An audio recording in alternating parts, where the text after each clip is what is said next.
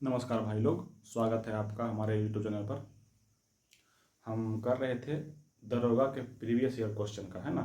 दरोगा के previous year question कर रहे थे और उसमें से पिछले बार किए हैं, ये वाला कर लिए हैं। बिहार परिवर्तन दरोगा जिसको बोलते हैं इन्फोर्समेंट सब इंस्पेक्टर, तो ये हो चुका है ना। अगर नहीं देखे तो इसको पहले जाकर देखिए, एंजॉय करिए। और आज करेंगे 29/11/2020 में जो एग्ज़ाम हुआ है उसको करेंगे आज, है ना। दरोगा का एग्ज़ाम जो हुआ है 29/11/20 में, ये मेंस का एग्ज़ाम था, उसका पेपर है ये, है ना। तो इसको करेंगे आज।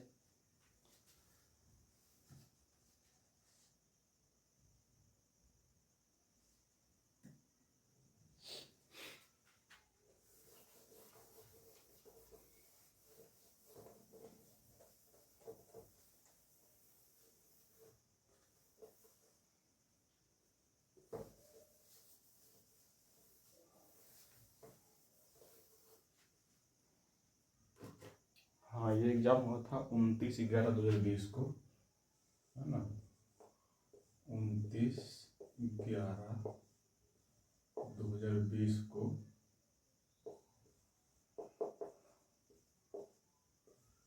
बिहार एसआई का एग्ज़ाम हुआ था, मेंस का। मेंस का एग्ज़ाम हुआ था, उसका ये पेपर है ना। तो इसी का आप करेंगे एक्सप्लेनेशन डिटेल में, ठीक है। चलिए आइए शुरू करते हैं।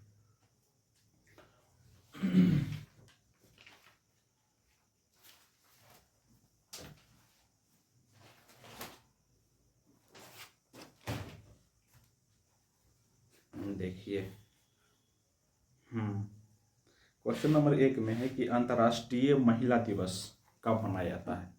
क्वेश्चन नंबर 1 में बहुत इजी और बहुत शानदार लॉलीपॉप क्वेश्चन दिया हुआ है। महिला दिवस, अंतर्राष्ट्रीय महिला दिवस 8 मार्च को मनाया जाता है, ये सब जानता है ना। 8 मार्च को मनाया जाता है अंतर्राष्ट्रीय महिला दिवस, है ना। और 8 मार्च को ही मनाया जाता है धूम्रपान निषेध दिवस। धूम्रपान निषेध दिवस मनाया जाता है 8 मार्च को ही, याद रखिएगा, है ना। तो 8 मार्च में 2 दिवस हो गया, अंतर्राष्ट्रीय महिला दिवस और धूम्रपान निषेध दिवस, ठीक ना। इसके अलावा अगर मार्च महीना में कौन कौन सा दिवस आता है जो बहुत इंपॉर्टेंट है, तो उसको थोड़ा चर्चा कर लेते हैं, है ना। मार्च महीना में 4 मार्च को आता है वन्य प्राणी दिवस, है ना। वन्य जीव दिवस इसको बोलते हैं। 4 मार्च को होता है क्या, वन्य जीव दिवस, है ना। तो 4 मार्च को हो गया आपका कौन, वन्य जीव दिवस, ठीक ना। 4 मार्च को हो गया क्या, वन्य जीव दिवस। और सॉरी 3 मार्च को होता है, 3 मार्च को होता है वन्य जीव दिवस, और 4 मार्च को होता है सुरक्षा दिवस, है ना। 4 मार्च को होता है क्या, सुरक्षा दिवस। और 8 मार्च को यही हो गया राष्ट्रीय महिला दिवस और धूम्रपान निषेध दिवस, 8 मार्च हो गया, ठीक ना। 8 मार्च हो गया। और अब आते हैं आगे थोड़ा सा, तो यहाँ पे है 12 मार्च। 12 मार्च को होता है मॉरिशस का अंतर्राष्ट्रीय दिवस, मतलब मॉरिशस का स्वतंत्रता दिवस 12 मार्च को। और 14 मार्च को होता है पाई दिवस, ठीक। 14 मार्च को होगा क्या, पाई दिवस। 15 मार्च के होता है उपभोक्ता दिवस। 15 मार्च के उपभोक्ता दिवस होता है। 15 मार्च हो गया क्या, उपभोक्ता दिवस। 18 मार्च के होता है आयुध दिवस। आयुध दिवस 18 मार्च, जिसको बोलते हैं ऑर्डिनेंस डे, है ना। तो 18 मार्च आयुध दिवस, ठीक ना। अब देखेंगे 20 मार्च के होता है हैप्पीनेस डे, हैप्पी दिवस, है ना। खुशहाली दिवस इसको बोलते हैं। और 20 मार्च को ही होता है गौरैया दिवस। 20 मार्च को ही गौरैया दिवस होता है। और आते हैं आपको 21 मार्च, है ना। तो 21 मार्च को होता है आपको क्या, 21 मार्च को, हाँ, वाल्मीकि दिवस। बहुत फेमस क्वेश्चन है, वाल्मीकि दिवस मनाया जाता है 21 मार्च को। और 22 मार्च को बहुत फेमस दिवस है बिहार दिवस और जल दिवस। तो 22 मार्च को 2 दिवस है, बिहार दिवस और जल दिवस। ये दोनों मनाया जाता है कब, 21 मार्च, 22 मार्च के। और 23 मार्च के है बलिदान दिवस, जिसमें भगत सिंह, सुखदेव और राजगुरु को फांसी हुआ था, है ना। तो 22 मार्च को बलिदान दिवस मनाया जाता है। और मार्च में कुछ और, हाँ, 24 मार्च, सॉरी 23 मार्च को होगा बलिदान दिवस, है ना। 22 मार्च को बिहार जल दिवस। 24 मार्च को होता है टीबी दिवस। 24 मार्च को हो गया क्या, टीबी दिवस। और 27 मार्च को होता है आपका बहुत फेमस विश्व रंगमंच दिवस। विश्व रंगमंच दिवस होता है 27 मार्च को, है ना। तो ये सब आपको याद रखना है यहाँ से। इसके अलावा एक ऑप्शन दिया हुआ है आपका, क्या दिया हुआ ऑप्शन था, है ना। हाँ, दिसंबर। दिसंबर दिया हुआ है एक ऑप्शन। तो दिसंबर का भी कुछ कुछ जो बहुत इंपॉर्टेंट डेट है उसको थोड़ा सा कर लेते हैं जल्दी से, है ना। दिसंबर माह के जो इंपॉर्टेंट डे है उसको कर लेते हैं, ठीक है ना। देखिए दिसंबर में 1 दिसंबर को होता है, दिसंबर ऑफ 1 जो होता है वो होता है क्या,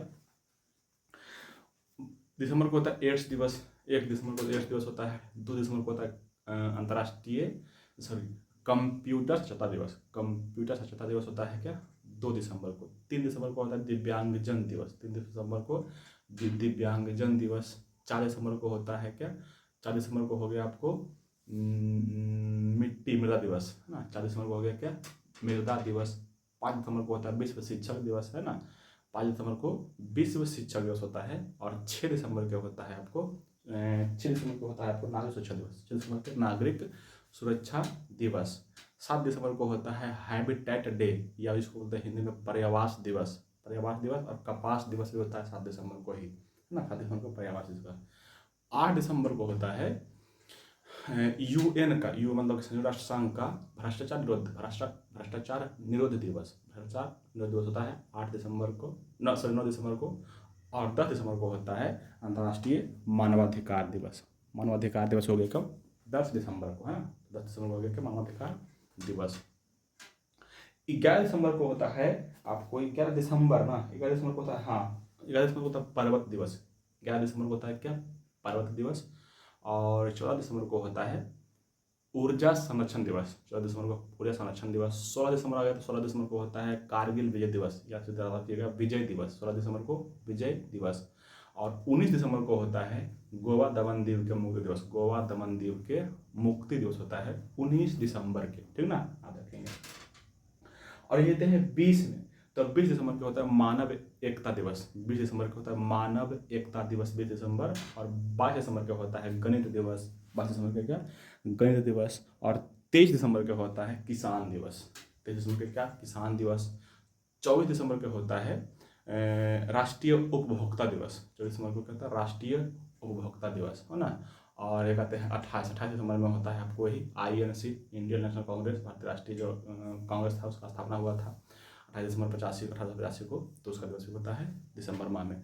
तो दिसंबर माह में ऐसे ऐसे बहुत सारे दिवस हैं, है ना। और एक वो यही सब रखना है आपको अक्टूबर का भी, अक्टूबर का भी बहुत फेमस क्वेश्चन बन रहता है कि अक्टूबर महीने में कौन कौन सा क्वेश्चन पूछता है ना। तो देखिए आइए शुरू करते हैं अक्टूबर में जल्दी जल्दी कौन कौन सा दिवस होता है अक्टूबर माह में खास करके। देखिए जो 1 अक्टूबर होता है ना, 1 अक्टूबर के होता है आपको स्वैच्छिक रक्तदान दिवस, 1 अक्टूबर को होता है स्वैच्छिक रक्तदान दिवस। अंतर्राष्ट्रीय वृद्धजन मतलब बूढ़ा बल जो उसको वृद्धजन दिवस। और 1 अक्टूबर को होता है चीन दिवस। तो अक्टूबर महीना का 1 अक्टूबर के 3 गो स्वैच्छिक रक्तदान, वृद्धजन और चीन दिवस होता है 1 अक्टूबर के, है ना, देखिएगा। और 2 से 8 ये सप्ताह होता है, वन्य प्राणी सप्ताह होता है, 2 से 8 अक्टूबर जो होता है वो वन्य प्राणी सप्ताह, ठीक ना। और देखिएगा 4 से 10 अक्टूबर जो होता है वो भी होता है ये अंतरिक्ष सप्ताह, अंतरिक्ष सप्ताह, ये नया क्वेश्चन याद रखिएगा इसको बढ़िया से, है ना। तो ये हो गया क्या अक्टूबर का 8 तक, 2 से 8 तक हो गया, है ना। और अब आते हैं 2 में, 2 अक्टूबर को होता है आपको क्या महात्मा गांधी की जयंती और लाल बहादुर शास्त्री की जयंती, 2 अक्टूबर को, है ना। 2 अक्टूबर को दो लाल बहादुर शास्त्री और महात्मा गांधी के जयंती होता है। वही रहेगा आपको 4 अक्टूबर, 4 अक्टूबर तो पशु दिवस, 4 अक्टूबर के पशु दिवस होता है। 5 अक्टूबर को होता है विश्व शिक्षक दिवस, है ना, 5 अक्टूबर के विश्व शिक्षक दिवस, ठीक ना, याद रखिएगा। और 7 के हो गया वही पर्यावास दिवस का 5 दिवस। 8 को तो वायुसेना दिवस, 9 के डाक सेवा दिवस, विदेश सेवा डाक दिवस, विदेश सेवा दिवस 9 अक्टूबर के। 10 अक्टूबर क्या होता है आपको क्या दृष्टि दिवस, 10 अक्टूबर का दृष्टि दिवस, मानसिक स्वास्थ्य दिवस 10 अक्टूबर के, है ना। 10 अक्टूबर का दृष्टि दिवस, मानसिक स्वास्थ्य दिवस। 11 क्या होता है JP जयंती बालिका दिवस, मतलब 11 अक्टूबर के जयप्रकाश नारायण की जयंती और बालिका दिवस 11 अक्टूबर के, है ना। 14 अक्टूबर के बहुत बढ़िया क्वेश्चन पूछता है, इसमें मानव दिवस होता है। 14 अक्टूबर के मानव दिवस, वर्ल्ड स्टैंडर्ड डे जिसको बोलते हैं, 14 अक्टूबर के, है ना। और 16 का होता है खाद्य दिवस, 16 अक्टूबर के खाद्य दिवस। और 17 अक्टूबर के होता है विश्व ट्रॉमा दिवस, 17 अक्टूबर के विश्व ट्रॉमा दिवस।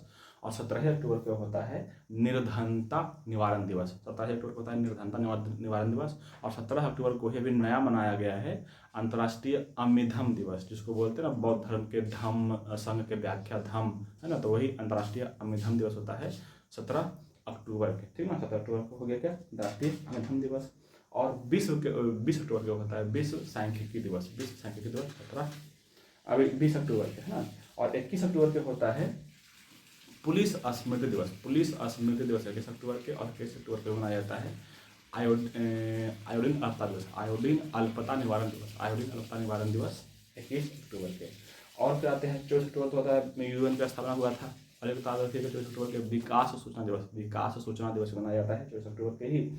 और 30 अक्टूबर को मनाया जाता है मितव्ययिता दिवस। मितव्ययिता दिवस का मतलब होता है कम खर्च दिवस, है ना, 30 अक्टूबर।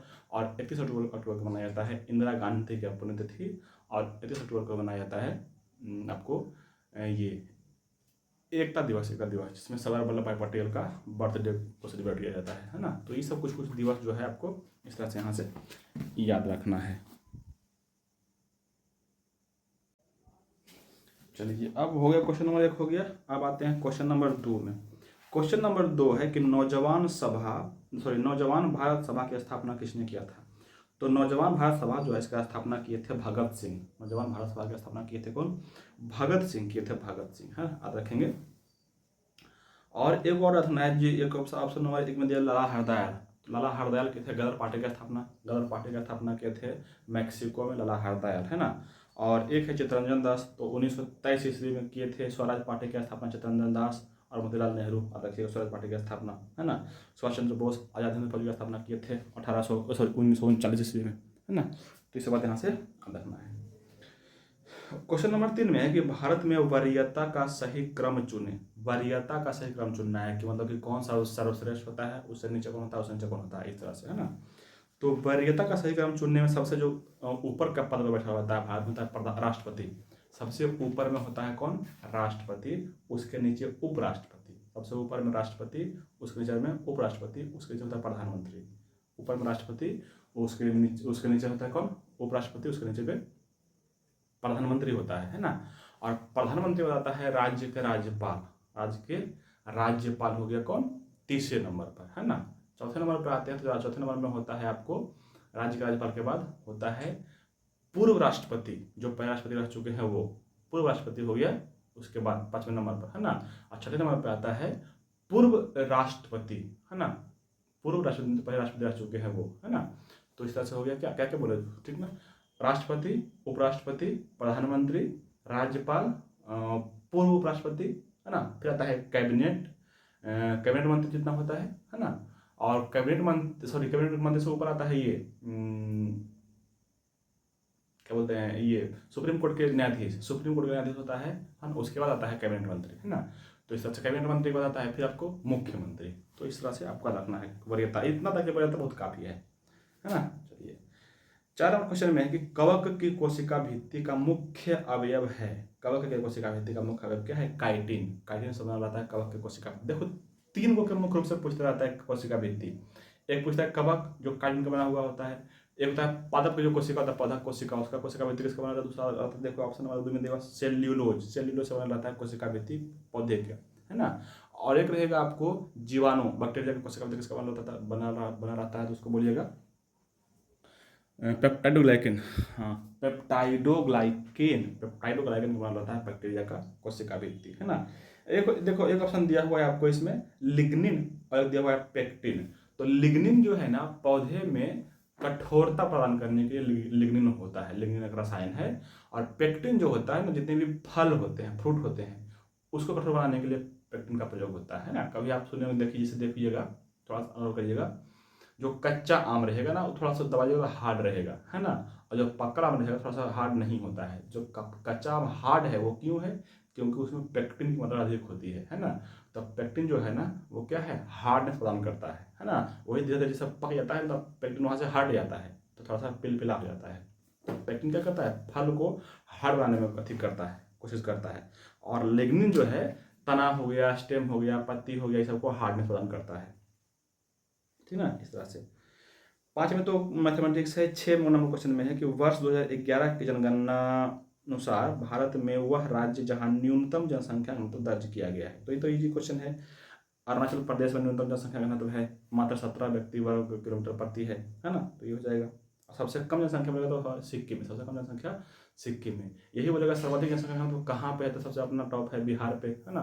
1106 वर्ग किलोमीटर में एक आदमी रहता है, मतलब 1 वर्ग किलोमीटर में 1106 आदमी रहता है। और यही पूछेगा भारत के, है ना, तो भारत का 382 व्यक्ति रहता है प्रति वर्ग किलोमीटर में, है ना, मतलब डेंसिटी है वो। तो इस तरह से याद रखना है आपको, है ना। क्वेश्चन नंबर 7 में है कि पॉलिशदार पाषाण उपकरण किस युग की विशेषता है। पॉलिशदार पाषाण उपकरण जो है ना किस युग की विशेषता है। तो देखिए, या तो रहेगा आपको पॉलिशदार पाषाण, पॉलिशदार उपकरण, या रहेगा प्रस्तर औजार या प्रस्तर उपकरण। तो प्रस्तर उपकरण रहे, पॉलिशदार रहे, है ना। तो ये सब जो बना था, ये बना था कब आपको, ये बना था आपको नवपाषाण में, नवपाषाण युग में था प्रस्तर वाला या न पॉलिश वाला, है ना। और नवपाषाण में से कुछ क्वेश्चन और बहुत बढ़िया बढ़िया बनता है, उसको यहीं पे हम बोल देते हैं। नवपाषाण में जो है याद रखिएगा, मिला है आपको नर्मदा घाटी से मानव खोपड़ी का कंकाल मिला, मानव का अवशेष मिला है, मानव की का अवशेष मिला है नर्मदा के घाटी से। रखिए, बढ़िया क्वेश्चन है ये, है ना। पूछ रहा था कि मानव का कंकाल कहाँ से मिला है, तो यहीं से मिला है, ठीक ना। देखिए, नवपाषाण का ये है, नर्मदा घाटी से मिला है, ठीक ना। क्या देखिएगा, नवपाषाण में ही मिला है आपको चावल के साक्ष्य, कोल्डिहिवा से मिला है किसका, चावल के साक्ष्य मिला है, कहाँ से, कोल्डिहिवा से, कोल्डिहिवा, है ना। ये पता है आपको, यहाँ पे कोल्डिहिवा आपको हो जाएगा कहाँ पे, इलाहाबाद के आसपास पड़ता है, इलाहाबाद कोई जगह है, इलाहाबाद में पड़ता है ना। तो यहाँ पे है ना। और एक याद रखेंगे यहाँ से नवपाषाण काल में ही ये आपको यहाँ पे याद रखना है मेहरगढ़। हाँ, मेहरगढ़ से कृषि का साक्ष्य मिला है, मेहरगढ़ से मिला है कृषि का साक्ष्य हो गया। और चावल या धान का साक्ष्य रहेगा तो कोल्डिहिवा से, है ना। और याद रखिएगा आपको इसी नवपाषाण काल में ही कृषि का साक्ष्य मिलता है, अच्छे से कृषि का साक्ष्य मिलता है ना। और इसके अलावे जो पहिया बना था, पहिया पहले बनाया था, तो पहिया का साक्ष्य भी मिलता है इसी से, यहीं से, है ना। तो ये सब क्वेश्चन यहाँ से याद रखना है। और इसी में एक होता है बुरजा होम जो जम्मू कश्मीर में एक जगह था पहले, है ना, उसमें कपल सप्ताह का साक्ष्य मिलता है, मतलब कि युग्म सप्ताह जो एक साथ मिलकर दफनाया जाता है, उसको बोलते हैं युग्म सप्ताह। तो इसका साक्ष्य मिला है कहाँ से, बुर्ज होम जो कश्मीर में है वहाँ से। तो 4-5 क्वेश्चन इससे बनता रहता है, बराबर इसका रखना है ना। ये हो गया नवपाषाण का। अब देखो, पाषाण काल को बटा गया है 3 को, एक को बोलता है पुरा पाषाण काल, एक को बोलता है मध्य पाषाण काल, और एक को बोलता है नवपाषाण काल। तो नव्य पाषाण काल में मुख्य रूप से इतना बात था, है ना। और आते हैं जस्ट पहले मध्य पाषाण काल। मध्य पाषाण काल में याद रखिएगा, बढ़िया बढ़िया क्वेश्चन बनता है यहाँ से। मध्य पाषाण काल में, है ना, सबसे पहले रखना है कि मध्य पाषाण काल को जो है ना किस नाम से या किस रूप में जाना जाता है ना। तो याद रखिएगा, नव पाषाण काल को जाना जाता है आखेटक और पशुपालक युग के रूप में, आखेटक और पशुपालक के रूप में। और इस समय पहली बार जो है ना कुत्ता को पालतू बनाया गया था। बढ़िया क्वेश्चन है ये। मध्य पाषाण काल में कुत्ता को पालतू बनाया गया था, तो मतलब कि पालतू बनाने का प्रचलन यहीं शुरू हुआ था, है ना। और मध्य पाषाण काल में ही पहली बार जो है शुरू किया गया था। आपको यहाँ से आपको रखिएगा, है ना। हाँ, पशुपालन का साक्ष्य कहाँ से मिला है, अगर सवाल रहेगा कि पशुपालन का पहली बार साक्ष्य कहाँ से मिला, तो रखिएगा आजमगढ़ से मिला है, पशुपालन का साक्ष्य मिला है ना। और मानव के अस्थि पंजर जो मिला है यहाँ से मिला है बागोर से। मानव का अस्थि पंजर मिला है कहाँ से, बागोर से, जो बागोर पड़ता है राजस्थान में। तो यहाँ से सब क्वेश्चन बनता है, याद रखेंगे। और यहीं से एक सवाल बनता है कि मध्य पाषाण का सबसे बड़ा शहर या सबसे बड़ा जगह कौन था। तो बागोर ही है वो जगह जो सबसे बड़ा है, ये राजस्थान में पड़ता है, ठीक ना। तो इसे आंसर होगा मध्य पाषाण काल से, है ना। और अब आते हैं पुरा पाषाण काल में। पुरा पाषाण काल में जो है ना, पुरा पाषाण काल को बांटा गया है 3 भाग में, निम्न पुरा पाषाण काल, मध्य पुरा पाषाण काल और नव पुरा पाषाण काल। निम्न पुरा पाषाण काल, मध्य पुरा पाषाण काल और नव पुरा पाषाण काल, है ना। तो जो निम्न पुरा पाषाण काल था उसमें जो है ना औजार का प्रयोग करते थे, किसका, वो पता था क्वाटा जाइट रखिएगा। और उसमें औजार जो था किसका बना होता था, क्वार्टा जाइट पत्थर का बना हुआ होता था। और उस समय जो है ना क्वार्टा जाइट जो पत्थर था उसको मतलब कोई शेप नहीं देता था, जो जैसा पत्थर मेरा थोड़ा सा नुका टाइप का, उसको औजार के रूप में यूज कर लेता था मानव, है ना। लेकिन उसके बाद जो आता है आपको मध्य पुरा पाषाण काल। उसमें उसी क्वार्टा जाइट के जगह पर जो है ना आपको दूसरे प्रकार का प्रयोग किया गया था, है ना। उसको जो है थोड़ा सा काट छाट के बराबर किया गया था, है ना। तो उसको याद रखिएगा, उसका एक नाम दिया हुआ था, उसका नाम मतलब है, हाँ, उसको बोलते हैं फलक संस्कृति, उसको बोलते हैं फलक संस्कृति। पत्थर के फलक जो है साइड को क्या बोलते हैं, फलक बोलते हैं ना, फलक को काट करके नुकीला बनाया गया था, उसको बोलते हैं फलक संस्कृति। मतलब कि याद रखिएगा, फलक संस्कृति का विकास किसमें हुआ है, तो मध्य पुरापाषाण काल में, मध्य पुरापाषाण में। और इस समय जो है ना किस किस पत्थर का प्रयोग होता था, किस किस पत्थर का, तो आप देखेंगे एक तो इसमें आता है आपको जैस्पर, जैस्पर एक होता है चैट और फ्लंट, है ना। तो जैस्पर पत्थर, चैट पत्थर और फ्लंट पत्थर का प्रयोग होता था औजार बनाने में मध्य पाषाण का, मध्य पुरापाषाण में, है ना। यहाँ से ये सब रखना है, ठीक ना। और एक सबसे क्वेश्चन, बढ़िया क्वेश्चन पूछता है कि आग का आविष्कार किस काल में हुआ है। आग का आविष्कार हुआ है किसमें, वही निम्न पुरापाषाण काल, मतलब सबसे पहले होगा पुरापाषाण काल में, निम्न पुरापाषाण काल में हुआ था आग का विकास, खोज हुआ था, है ना। और आग का विकास अगर पूछे कहाँ से हुआ था, है ना, तो आप रखिएगा एक घाटी है जिसको बोलते हैं आप चाउ जू कोजियान, चाउ जू कोजियान घाटी में, जो चीन में है ना, वहीं पे मिला था पहले और आग के साक्ष्य, है ना। लेकिन याद रखिएगा इस समय जो है ना आग परमाणु का कंट्रोल नहीं था, एक बार लगा दिया तो बहुत सारा दिन लगता रहता था, इसलिए कि लाग लगाया, पकाना खाना बनाया फिर बंद कर दिया, नहीं, उस समय आग पर कंट्रोल नहीं था इसको। और यही साथ रखना है ये निम्न पुरापाषाण काल में ही, कि इस समय जो है ना पोलावरम एक जगह है कर्नाटक में, है ना, पोलावरम एक जगह है कर्नाटक में, वहाँ से हाथ के कुल्हाड़ी का साक्ष्य मिला है। हाथ के, देखो यही रहेगा हैंडमेड, हैंड एक्स, है ना, हैंडमेड एक्स मतलब हाथ कुल्हाड़ी का प्रयोग तो रखना है पुरापाषाण काल में, या तो निम्न पुरापाषाण काल में। और यही रहेगा तांबा के कुल्हाड़ी का प्रयोग, तो ये होता है नवपाषाण काल, नवपाषाण काल में तांबा कुल्हाड़ी बना था, है ना। तो यहाँ से बात रखना है, ठीक ना। और बाकी बात देखो, मानव खोपड़ी मिला है, कहाँ से ये मिला है, नर्मदा घाटी से, हथनौरा से। तो यहाँ से ही सब क्वेश्चन बनेगा, ठीक ना। चलिए और अब बढ़ाते हैं क्वेश्चन नंबर आगे, है ना। क्वेश्चन नंबर नेक्स्ट में है, 7 हो गया था, 8 में आते हैं। क्वेश्चन नंबर 8 में है कि राज्य परिषद के संबंध में निम्न कौन सा कथन सत्य नहीं है वो चुनना है। तो आप देखिएगा ऑप्शन नंबर सी में दिया हुआ न्यूनतम सदस्य संख्या 60, गलत बात है। राज्य विधान परिषद में न्यूनतम सदस्य संख्या होता है 40, यहाँ पे लिखा हुआ है 60, तो ये गलत है। और यही रहेगा विधान परिषद में, सॉरी विधानसभा में न्यूनतम संख्या होता है 60। विधानसभा में न्यूनतम सीट कितना रहना चाहिए, 60, और विधान परिषद में रहना चाहिए न्यूनतम सीट 40, ठीक ना, यहाँ से रखिएगा, ठीक ना। अब यहाँ पे रहेगा बात आ गया विधान परिषद का, है ना। तो देखिए विधान परिषद में न्यूनतम संख्या कितना रहेगा 40, और या तो न्यूनतम संख्या रहेगा 40, या तो रहेगा किसी भी राज्य में जितना जितना है ना, उसका 1/3 रहेगा। जैसे विधानसभा का 1/3 रहेगा विधान परिषद के सीट का संख्या रहेगा, किसी भी राज्य में अगर रहेगा तो, है ना। हालांकि सब राज्य में विधान परिषद नहीं है। विधान परिषद जैसे लोकसभा में होता है लोकसभा और राज्यसभा, उसी प्रकार से राज्य में होता है विधानसभा, विधान परिषद, है ना। तो जो विधान परिषद होता है उसको बोलते हैं उच्च सदन, विधान परिषद को बोलते हैं उच्च सदन। जिस प्रकार से केंद्र में होता है क्या, लोकसभा राज्यसभा, तो लोकसभा क्या होता है निम्न सदन और राज्यसभा उच्च सदन, उसी प्रकार से राज्य में होता है विधानसभा निम्न सदन और विधान परिषद तो जो होता है वो होता है उच्च सदन, है ना। इसमें 30 वर्ष तक, मतलब कि मिनिमम आयु जो चुनाव के लिए होता है कितना, 30 वर्ष होता है, 30 वर्ष, मतलब 30 वर्ष से कम व्यक्ति इसमें चुनाव में भाग नहीं ले सकता है।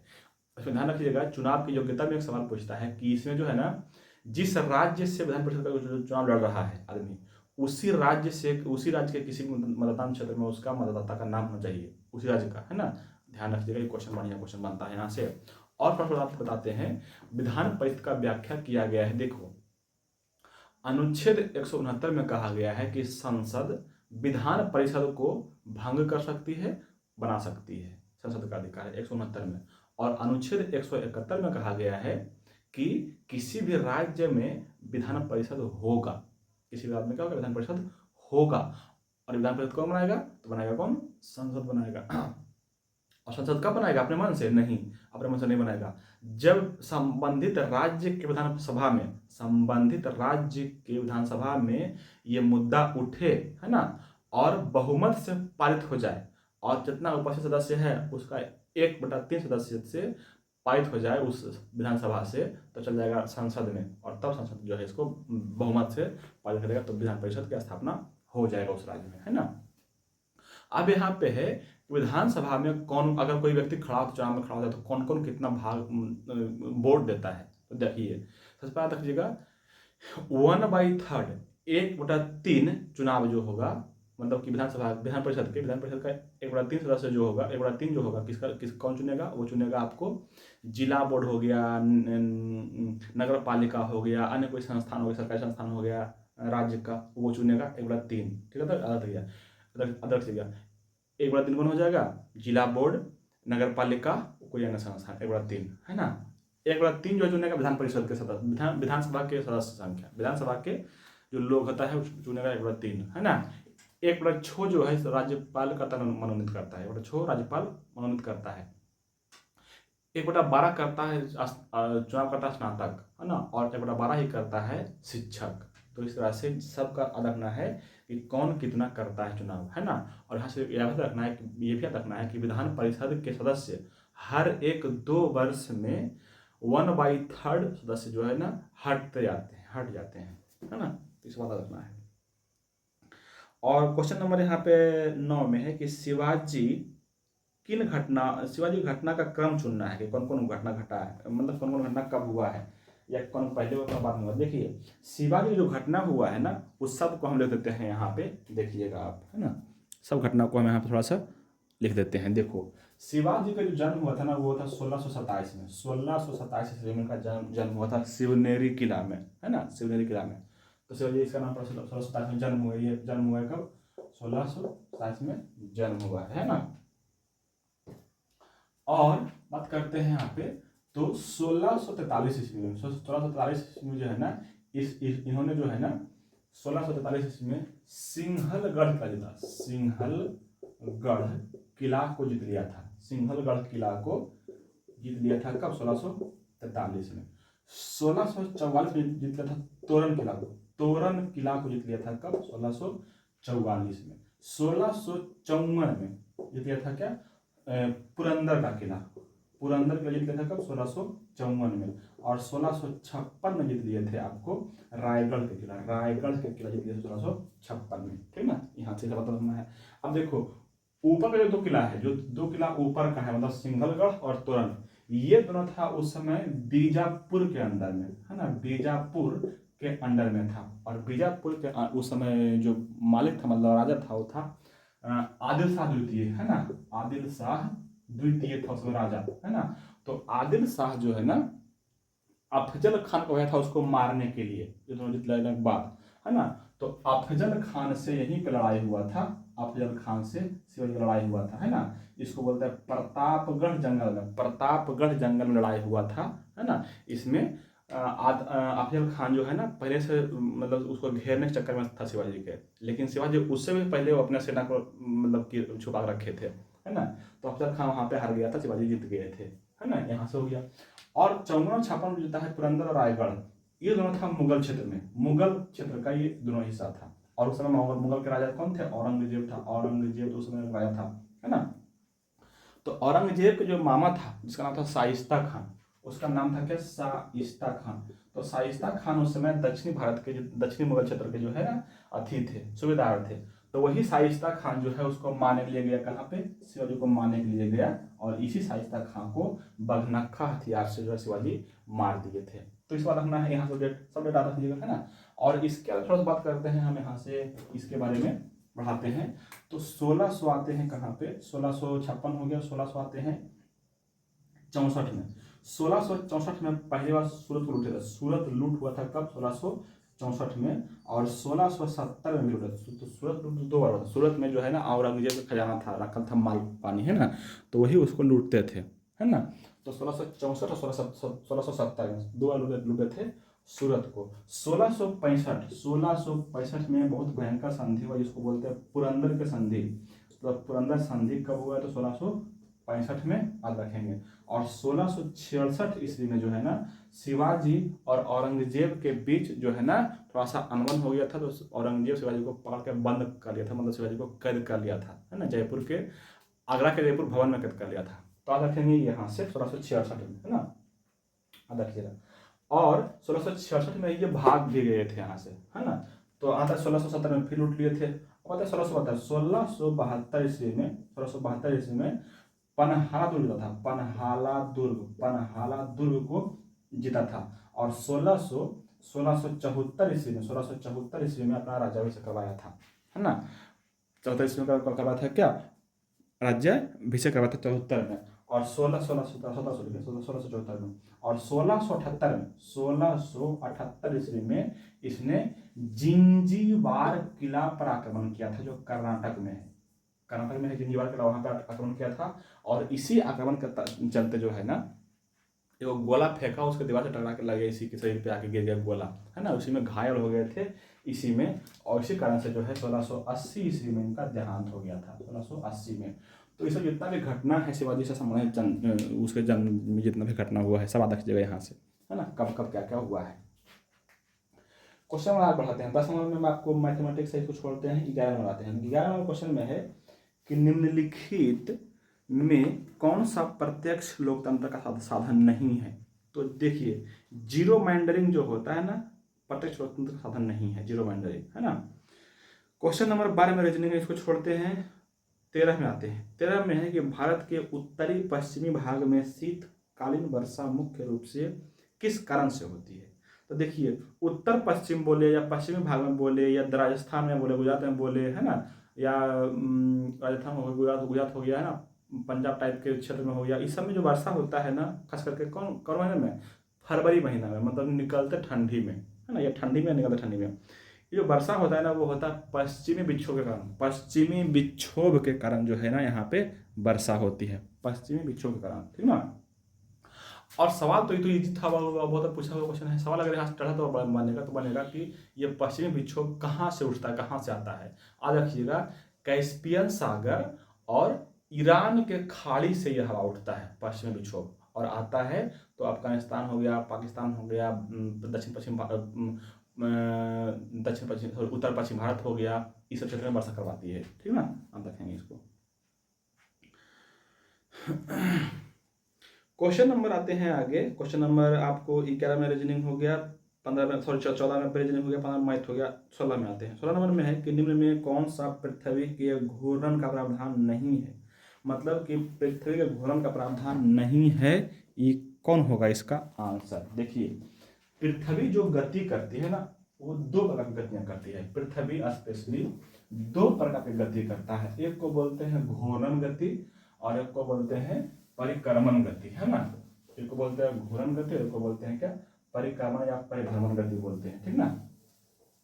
अब ये दोनों गति का जो है रिजल्ट, मतलब कि गति से क्या क्या होता है, तो ये गति से जो बहुत कुछ होता है ना, वही सवाल यहाँ पे बना हुआ है। ये वाला मेंस हम दिए थे तो हमको बड़ा मजा आया था, बहुत इजी लगा था, है ना। ये मेंस हम दिए हुए हैं, ये वाला यही क्वेश्चन था 2020 में। तो बात करते हैं यहाँ पे, देखो, पृथ्वी जो गति करता है ना, पृथ्वी की गति जो होता है 2 प्रकार की गति होता है। पृथ्वी 2 प्रकार की गति करता है ना। इसमें से पहला हो गया आपका घूर्णन गति, पहला को बोलेंगे क्या, घूर्णन गति, है ना।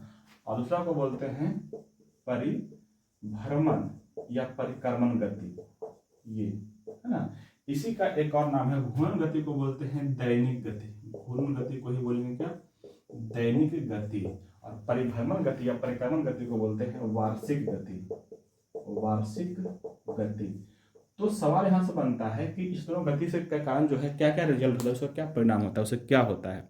तो ध्यान में रखना है, मेन मुद्दा जो है, जो शॉर्ट टर्म के लिए होता है घटना, जो घटना शॉर्ट टर्म के लिए होता है, अल्पकाल के लिए होता है, वो होगा घूर्णन गति में, है ना। मतलब कि देखो, दिन हुआ तो अंतर जगह रात 12 घंटा में, है ना। तो जितना भी जिस दिन रात की घटना, है ना, दिन रात क्यों होता है, तो अलग जगह घूर्णन गति का, दिन क्यों होता है, घूर्णन गति के कारण, है ना। सवाल यहाँ पे है कि हाँ, अगर रहेगा दैनिक ज्वार भाटा, अगर रहेगा दैनिक ज्वार भाटा, तो करना है क्या, घूर्णन गति कारण होता है। दैनिक ज्वार भाटा जो होता है किसी कारण, घूर्णन गति कारण होता है ना। एक आप रखेंगे यहाँ से पवन हो गया, है ना, और रखिएगा समुद्री धारा। पवन और समुद्री धारा का जो प्रत्यावर्तन होता है, इसको बोलते हैं विक्षेपण, है ना, विक्षेपण। मतलब उसका जो दिशा बदलता है वो किस कारण से होता है, तो वो भी होता है आपको घूर्णन गति का कारण से ही। पवन हो गया, समुद्र धारा हो गया, उसका विक्षेपण के कारण से, घूर्णन गति के कारण से, है ना। अब देखिएगा जो चुंबकीय बल जो होता है उत्तरी ध्रुव दक्षिण ध्रुव होता है ना, चुंबकीय बल, है ना, चुंबकीय बल जो होता है उत्तरी ध्रुव या दक्षिण ध्रुव होता है, वो सब जो होता है घूर्णन गति कारण होता है, घूर्णन गति कारण होता है ये, है ना। एक तक ना यहाँ से यहीं से जो पृथ्वी सुनने होंगे आपकी उत्तरी ध्रुव पर यहाँ चपटी होता है, दक्षिण ध्रुव पर थोड़ा चपटी होता है ना। तो पृथ्वी जो है ध्रुव पे चपटा होता है, उसका भी कारण यही है दैनिक गति या घूर्णन गति। तो अलग जगह चपटापन जो होता है ध्रुव पर किस कारण से होता है, घूर्णन गति कारण होता है। एक और क्वेश्चन है कि भूमध्य रेखा जो है, भूमध्य सागर नहीं, भूमध्य रेखा, भूमध्य रेखा जो है ना, ये उभार है, उभरा हुआ है। भूमध्य रेखा क्या है, उभरा हुआ। ये किस कारण से है, तो ये भी इसी कारण से है, घूर्णन गति के कारण से ही है ना। घूर्णन गति के कारण से क्या है, भूमध्य रेखा उभार है। और अब आते हैं इसमें, देखिए अगर आपको बोल दे कि दिन रात का छोटा बड़ा होना, दिन रात का छोटा बड़ा होना मतलब कि दिन छोटा हो रहा है, बढ़ रहा है, हम ये नहीं बोल रहे। अगर सिर्फ रहेगा दिन रात होना तब घूर्णन गति, लेकिन रहेगा दिन रात का छोटा बड़ा होना तब हो जाएगा क्या, वार्षिक गति या परिक्रमण गति हो जाएगा, है ना। देखो यहाँ पे लिखे हैं दैनिक ज्वार भाटा, सिर्फ ज्वार भाटा रहेगा, सिर्फ ज्वार भाटा रहेगा तो हो जाएगा क्या, वार्षिक गति, है ना। लेकिन दैनिक ज्वार भाटा रहेगा तो हो जाएगा क्या, ये घूर्णन गति। और अगर आपको रहेगा ये अगर आपको रहेगा सूर्य ग्रहण, अगर आपको रहेगा चंद्र ग्रहण, तो ये सब होता है किसके, परिभ्रमण गति कारण होता है। सूर्य ग्रहण हो गया, चंद्र ग्रहण हो गया, सब किसके कारण होगा, परिभ्रमण गति के कारण होता है ना। इसके अलावा आपको एक और रहेगा ऋतु परिवर्तन, है ना, ऋतु परिवर्तन भी होता है किस कारण से, तो इसी के कारण से होता है, परिभ्रमण गति के कारण से। तो ऐसे ऐसे मतलब इसका रिजल्ट होता है ये सब, ठीक ना। इसी परिभ्रमण में होता है, वो आप पढ़े होंगे कभी उपसौर, वो पढ़े होंगे कभी अपसौर, है ना। तो जो उपसौर होता है वो कब होता है, 3 जनवरी के 4 जुलाई को होता है अपसौर, है ना। तो ये सब क्वेश्चन यहाँ से याद रखेंगे। यही बोल देगा सवाल कि घूर्णन गति के टाइम कितना कितना समय में घूरता है, याद रखिएगा। ये होता है 23 घंटा 48 मिनट 4 सेकेंड, 23 घंटा 48 मिनट 4 सेकंड में होता है घूर्णन गति। और परिभ्रमण गति टाइम बोलेगा तो कितना होता है, 365 दिन 5 घंटा 46 मिनट 48 सेकेंड, है ना। तो ऐसे ऐसे कुछ टाइम होता है, इसे को याद रखना है। चलिए क्वेश्चन नंबर आगे बढ़ाते हैं। क्वेश्चन नंबर नेक्स्ट में है हाँ 16 हो गया था, 17 में आते हैं। अच्छा एक लिखा ऑप्शन कोरियोलिस बल, कोरियोलिस बल भी इसी में होता है, घूर्णन गति कारण था। कोरियोलिस बल जो होता है किसका, घूर्णन गति कारण हो जाएगा। क्वेश्चन नंबर 17 में है कि आपातकाल की उद्घोषणा हो तब निम्न में से कौन से मूल अधिकारों को छोड़कर अन्य सभी मूल अधिकारों के परिवर्तन के लिए न्यायालय में आने का अधिकार निलंबित रहता है ना। मतलब कि जब आपातकाल लग जाएगा ना तो आप उसके अगेंस्ट में, उसके विरोध में आप कोर्ट नहीं आ सकते हैं।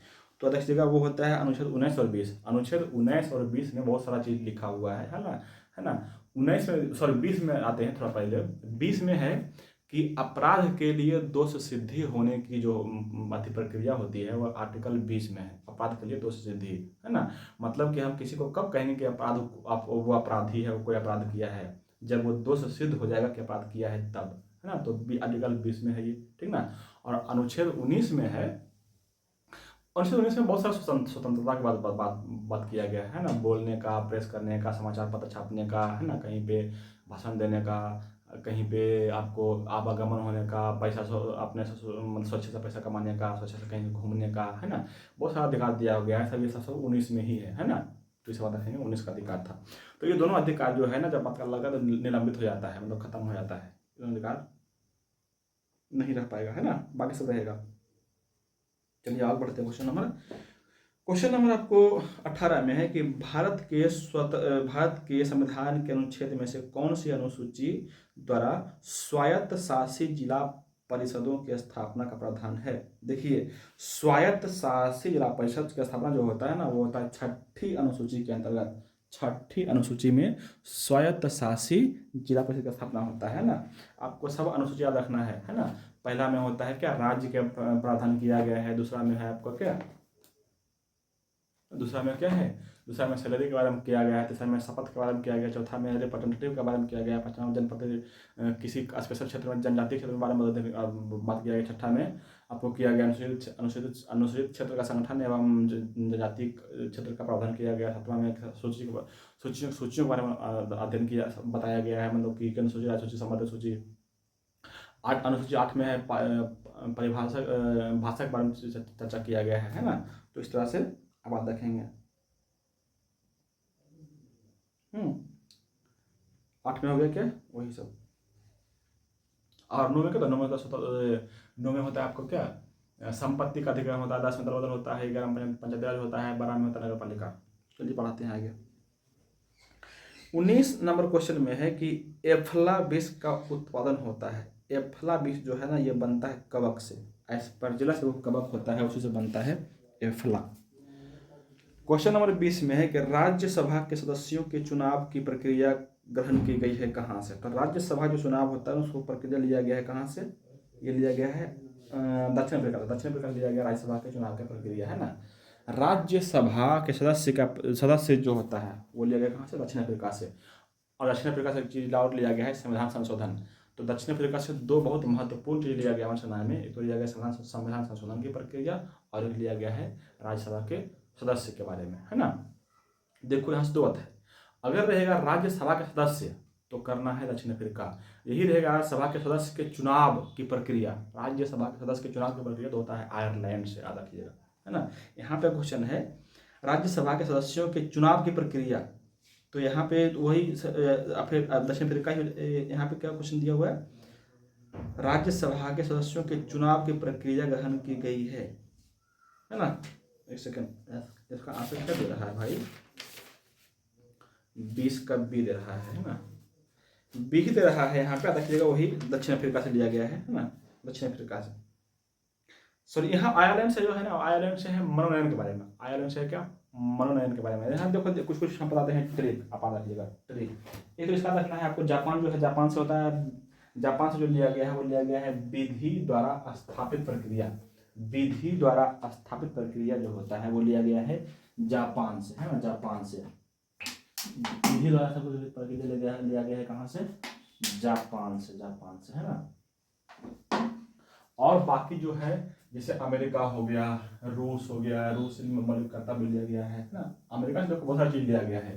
तो जिसमें बहुत सारी चीज़ लिया गया उसको थोड़ा ट्रिक से रखिए, थोड़ा मजा आएगा, है ना, ट्रिक से रखना है। देखिए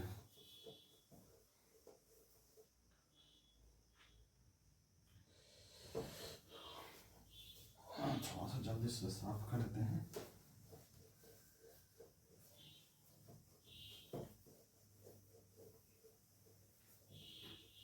देखो अगर आपको रहेगा कि यहाँ से अमेरिका से, तो अमेरिका में एक ट्रिक आप रखना है, अमेरिका में जो है लिया गया कौन कौन सा चीज़, तो यहाँ से आपको रखना है एक ट्रिक। रहेगा अमेरिका में पुनः राष्ट्रपति महामौलवी सर्वोच्च हुए, है ना, क्या रखना है, अमेरिका में पुनः राष्ट्रपति महामौलवी सर्वोच्च हुए, इसे याद रखिएगा ना। तो जितना अमेरिका से जितना भी चीज लिया गया संविधान में सब कुछ आ जाएगा। देखो पुनः से पू से 3 शब्द होता है, याद रखिएगा, पुनरावलोकन। पुनरावलोकन का मतलब होता है कि अगर कोई सुनवाई कर दिया है सुप्रीम कोर्ट या कोर्ट, तो उस पर फिर से पुनरावलोकन कर सकता है, फिर सुनवाई कर सकता है, उसको बोलते हैं पुनरावलोकन, ये हो गया पुनरावलोकन, है ना। फिर आते हैं प्रस्तावना।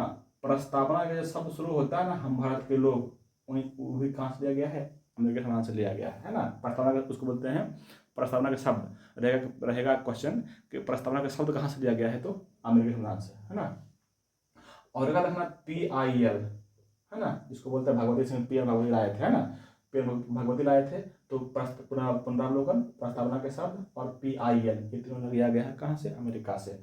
और ना से रखना न्यायपालिका, न्यायपालिका स्वतंत्र न्यायपालिका के लिया गया, स्वतंत्र न्यायपालिका जो लिया गया है कहाँ से लिया गया है, अमेरिका से लिया गया है। तो 4 हो गया यहाँ से। राष्ट्रपति शब्द रखना है उपराष्ट्रपति, रखना है क्या, रखना है क्या, उपराष्ट्रपति का पद, उपराष्ट्रपति का पद, है ना, जो आर्टिकल 63 में है। और राष्ट्रपति पर महाभियोग, राष्ट्रपति पर महाभियोग, उपराष्ट्रपति का पद और राष्ट्रपति पर महाभियोग, ये दोनों लिया गया है कहाँ से? अमेरिका से। महा से हो जाएगा वही महाभियोग, है ना। मौलिक से हो जाएगा, मौल से हो जाएगा मौलिक अधिकार, मौल से हो जाएगा मौलिक अधिकार, और वित्त से रखना है वित्तीय आपात, वित्तीय आपात, ये सब कहाँ से लिया गया है? अमेरिका से, है ना। और सर्वोच्च रखना संविधान की सर्वोच्चता, मतलब कि संविधान से बड़ा कुछ नहीं है, ये सब लिया गया है कहाँ से? अमेरिका से। एक ऑप्शन दिया हुआ आयरलैंड, आयरलैंड रखना है निर्वाचक की नीति मन में आया, तो क्या रखना है? निर्वाचक की नीति मन में आया, निर्वाचक की नीति मन में आया, ये सब हो जाएगा क्या? आयरलैंड। मतलब कि निर्वाचक मंडल की व्यवस्था, किसका निर्वाचक मंडल? राष्ट्रपति के निर्वाचक मंडल की व्यवस्था हो गया, है ना। नीति से हो जाएगा नीति निर्देशक तत्व, नीति निदेशक तत्व लिया गया है कहाँ से? आयरलैंड से। और मन शब्द रखना मनोनयन, राज्यसभा में लोकसभा जो मनोनयन करता है राज्यपाल उपराष्ट्रपति, तो मनोनयन के व्याख्या भी कहाँ से लिया गया है? आयरलैंड से, है ना। तो ये सब हो गया कहाँ? आयरलैंड से। ऑप्शन है। और फिर दक्षिण अफ्रीका से बोल ही चुके हैं, है ना, संविधान संशोधन और राज्यसभा का सदस्य लिया गया है दक्षिण अफ्रीका से। अमेरिका हो ही गया, आयरलैंड हो ही गया, जापान से हो गया विधि द्वारा स्थापित प्रक्रिया, जापान से, है ना। जापान से क्या? विधि द्वारा स्थापित प्रक्रिया, है ना, ये हो गया जापान से। क्वेश्चन नंबर 21 में है कि प्यूनिक शब्द, सॉरी प्यूनिक शब्द नहीं है, प्यूनिक युद्ध के मध्य लड़े गए थे, मतलब प्यूनिक युद्ध जो है किसके किसके लड़ा गया था? अब देखिएगा, रोम और कार्थेज, रोम और कार्थेज के बीच लड़ा गया था प्यूनिक युद्ध, है ना। प्यूनिक युद्ध लड़ा गया था रोम और कार्थेज के बीच, है ना। 244 ईसा पूर्व से 146 ईसा पूर्व तक चला था ये युद्ध, है ना। बहुत भयंकर वर्षों, मतलब कि शताब्दी चला था ये युद्ध, है ना। और ये था क्या, कहाँ लड़ा गया था? ये लड़ा गया था कैस्पियन सागर पर, सॉरी भूमध्य सागर पर अपना वर्चस्व स्थापित करने के लिए युद्ध लड़ा गया था, जिसमें रोम जीत गया था। क्वेश्चन नंबर 22 में है कि आनुवंशिकी विकास जिनमें केंद्रक में 47 क्रोमोसोम हो जाते हैं, कौन सा रोग है ये, है ना। देखिए इसमें स्पष्ट लिखा हुआ 47 क्रोमोसोम और ब्रैकेट में लिखा हुआ एक्स और वाई हो जाता है ना। मतलब ये कि जो है ना गुणसूत्र कौन बढ़ रहा है? ये बढ़ रहा है 23वां गुणसूत्र में एगो एक्स्ट्रा आके जुड़ रहा है, एक्स वाई, है ना। तो ध्यान रखेंगे इसका आंसर जो होगा वो होगा क्लीनेफेल्टर सिंड्रोम, है ना। और यही रहता कि देखो 47 तो होता है, एक और ऑप्शन दिया हुआ डाउन सिंड्रोम, डाउन सिंड्रोम में भी क्रोमोसोम की संख्या 47 हो जाता है, लेकिन उसमें जो बढ़ता है ना वो बढ़ता है 21वां गुणसूत्र में। 21वां गुणसूत्र में एक गुणसूत्र और आके लग जाता है ना, तो उसको बोलते हैं डाउन सिंड्रोम। और अगर 23वां गुणसूत्र में और लाके लग गया तो 47 हो गया, तो उसको बोलते हैं क्लीनेफेल्टर सिंड्रोम। एक होता है टर्नर सिंड्रोम, टर्नर सिंड्रोम में क्रोमोसोम की संख्या घट जाती है, मतलब 45 हो जाता है। और एक है थैलेसीमिया, थैलेसीमिया 2 प्रकार के होते हैं, है ना। अगर देखो एक होता है क्रोमोसोम संख्या 11 और एक होता है क्रोमोसोम संख्या 16। तो क्रोमोसोम संख्या 11 और क्रोमोसोम संख्या 16 थैलेसीमिया 2 प्रकार के होता है, एक होता है अल्फा, एक होता है बीटा। तो अगर क्रोमोसोम संख्या 11 प्रभावित हुआ तो उससे होता है अल्फा थैलेसीमिया। अगर क्रोमोसोम संख्या 16 प्रभावित हुआ तो उससे होता है बीटा थैलेसीमिया होता है, बीटा थैलेसीमिया होता है ना। तो इस बात रखना है आपको, ठीक है ना। चलिए आगे बढ़ाते हैं। क्वेश्चन नंबर 23 में है कि कौन सा मुख्यमंत्री के विषय में सही नहीं है जो चुनना है। तो देखिए ऑप्शन नंबर डी में दिया हुआ है राज्य मानवाधिकार आयोग का अध्यक्ष। तो ये राज्य मानवाधिकार आयोग का अध्यक्ष नहीं होता है, सही बात है ये, है ना। मानवाधिकार आयोग का अध्यक्ष नहीं होता है। बाकी सब जो दिया हुआ है अंतर्राज्य परिषद का सदस्य ये होता है, राष्ट्रीय विकास परिषद का सदस्य ये भी होता है, और राज्य योजना बोर्ड का अध्यक्ष ये भी होता है ना। अगर शब्द रहे, बात रहे मुख्यमंत्री, तो देखो अनुच्छेद 163 में कहा गया है कि राज्यपाल को अपना कार्य करने के लिए, उसके सहायता करने के लिए एक मंत्रिमंडल की आवश्यकता होगी, और उस मंत्रिमंडल का जो प्रधान होगा वो होगा कौन? मुख्यमंत्री, अनुच्छेद 163 में। और अनुच्छेद 164 में कहा गया है कि इसका मतलब कि मुख्यमंत्री के बारे में चर्चा किया गया है अनुच्छेद 164 में। तो ये सब बात को रखना है यहाँ से, है ना। और एक क्वेश्चन और है क्या, क्वेश्चन आगे बढ़ाते हैं। क्वेश्चन नंबर 24 में है कि कौन सा घटक एकीकृत परिपथ के भीतर नहीं बन सकता है। तो एकीकृत परिपथ के भीतर नहीं बनता है ट्रांसफार्मर, है ना। और एक और क्वेश्चन दिया हुआ क्वेश्चन नंबर 25 में कि जेम्स टोबिन के द्वारा पहली बार सुझाया गया टोबिन टैक्स किस लेन देन पर लगाया जाता है। टोबिन टैक्स जो है ना करेंसी के लेन देन पर, विदेश से कोई करेंसी ले रहा है ना, तो उसमें लगाया जाता है टोबिन टैक्स, उसको बोलते हैं टोबिन टैक्स बोलते हैं, ठीक ना। देखिए अब एक सेट में एक बार में इतना ही करेंगे 1 से 25 तक, है ना, क्योंकि बहुत लंबा सेशन हो जाता है, तो लंबा सेशन भी कोई मज़ा नहीं आता है। अगर देखो 1 से 25 क्वेश्चन तक में ही वो 50 से 55 मिनट हो जाता है, 1 घंटा लगभग हो जाता है ना, तो 1 घंटा एनफ है एक दिन के लिए। फिर आगे करेंगे 25 से 50 तक, फिर 50 से 50 तक, ऐसे करके 4 सेट करेंगे इसका, ठीक है ना। तो आज के लिए इसमें इतना ही, बाकी पार्ट 2 में आएगा 26 से 50 तक।